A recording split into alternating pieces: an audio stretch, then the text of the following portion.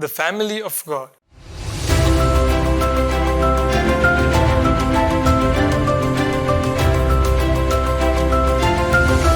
In today's Gospel passage, we read Jesus telling the crowd that whosoever shall do the will of God is my brother and my sister and mother.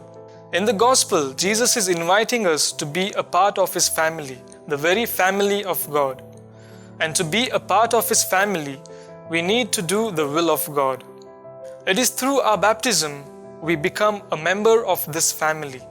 The Catechism of the Catholic Church teaches, through baptism we are freed from sins and reborn as children of God, which means we all who have received this sacrament are brothers, sisters, and mothers of Jesus.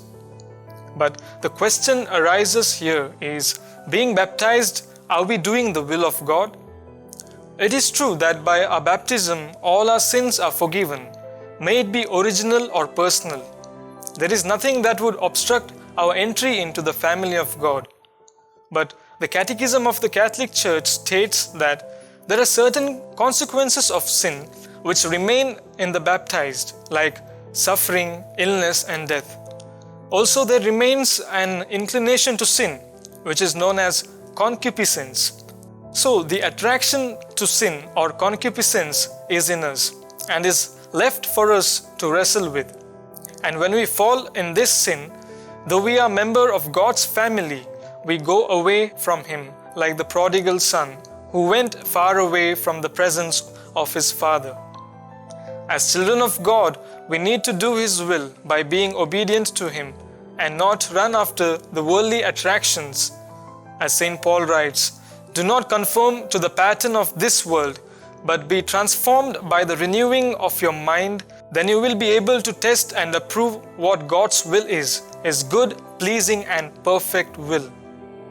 Today, the Church celebrates the memoria of St. Thomas Aquinas, one of the finest intellects of his time.